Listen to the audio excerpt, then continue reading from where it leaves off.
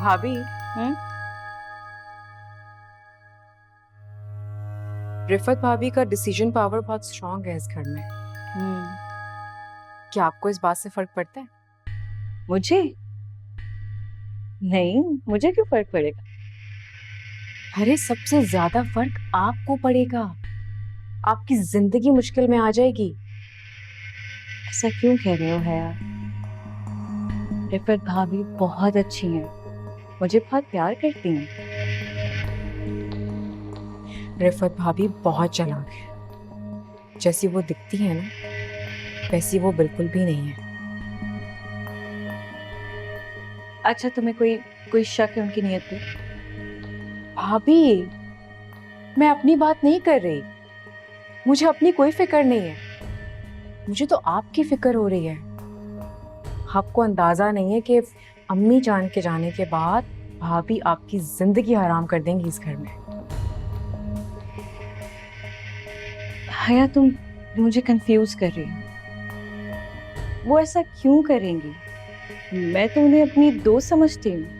आप समझती हैं ना उन्हें, आपका ख्याल है, लेकिन वो आपके बारे में बुरा सोचती हैं। नहीं नहीं,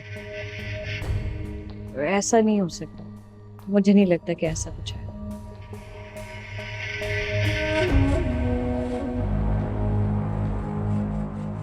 ठीक है, मतलब आपको मेरी बात पर यकीन नहीं आ रहा। नहीं। अगर मैं आपको सबूत दे दूं तो आप मानेंगी ना मेरी बात? क्या सबूत है हया?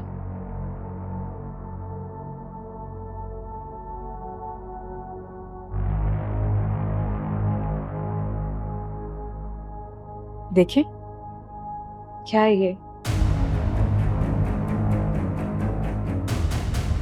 साइमा की औलाद है नहीं और होगी भी नहीं, क्योंकि वो बे औलाद है।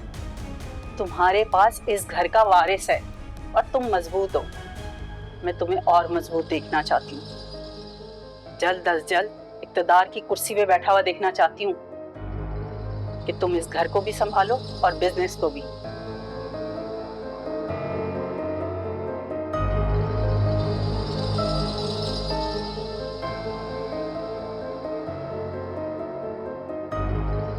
आए, बैठे।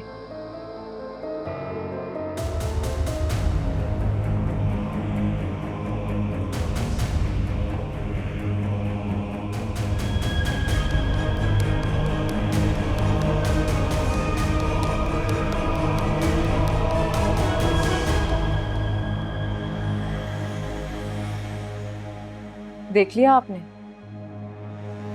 रिफत भाभी का असल चेहरा। जो लोग हमारे दुख सुख बांटते हैं वो हमारे पीठ पीछे ऐसे होते हैं। जी, कोई शक? नहीं, अब कोई शक की या धोखे की गुंजाइश नहीं है। लेकिन मुझे एक बात समझ नहीं आ रही है, भाभी को मेरे बच्चे की इतनी फिक्र क्यों है? अरे भाभी, आप तो सच में बहुत भोली हैं। उन्हें इस बात की फिक्र क्यों होगी?